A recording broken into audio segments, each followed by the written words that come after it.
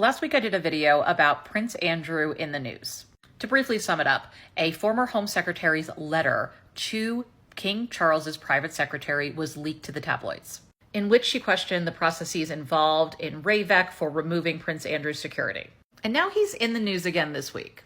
From the Telegraph, Prince Andrew attends Balmoral church service and show of family unity. Kicks things off with Prince Andrew has attended church in Balmoral with senior royals in an apparent show of unity, which insiders say marks an end to any talk of a family divided. Was anyone surprised or upset that they decided to divide themselves from Prince Andrew? This is an interesting bit.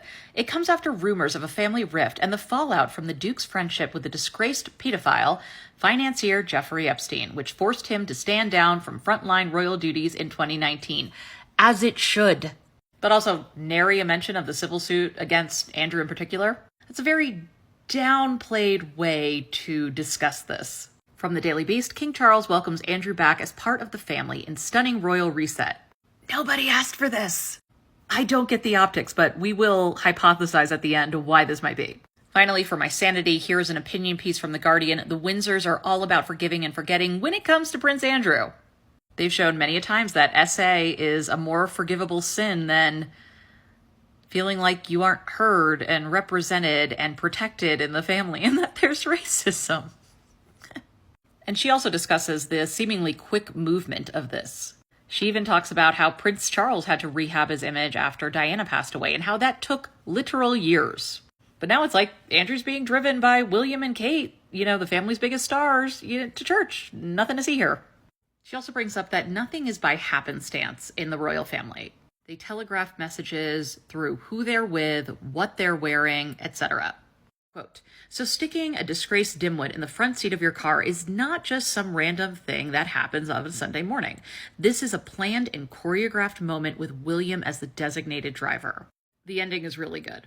Quote, "Quite why the Prince and Princess of Wales wish to form a new photo trio with Uncle Andy is a mystery, but it comes across as the clearest signal that Andrew's banishment from the family is the type that we could all live with. One where you get a free mansion, don't have to work, and all your significant rellies appear to believe your side of the story and are happy enough to give you a helping hand. The comeback will be greater than the setback, or at least of commensurate size."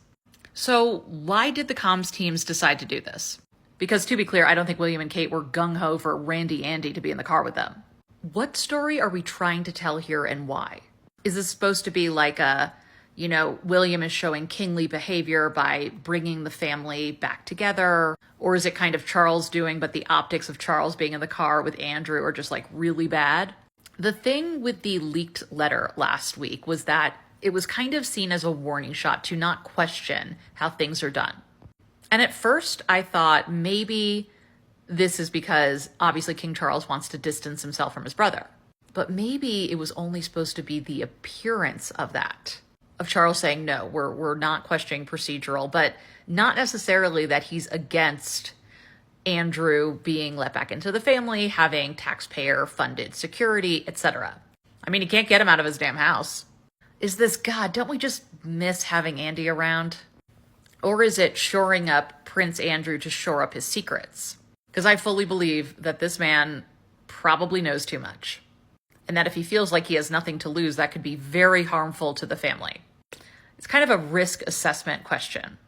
Is it better to have Andrew outside of the family, ostracized, cut off? Or is it better to have him back in the fold? Is the hope that the public will kind of just forget that anything happened and that he was ever gone?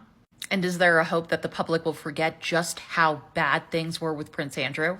Especially if newspapers like The Telegraph continue to portray it as he was friends with a bad guy, not that he himself was involved in bad things, illegal things, disgusting things.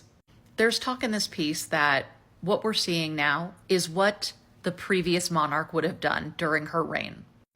And it's like maybe some things from the previous reign shouldn't be repeated.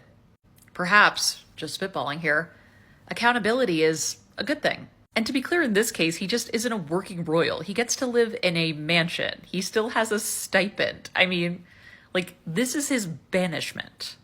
Anyway, as I said in my previous video, keep an eye on this story.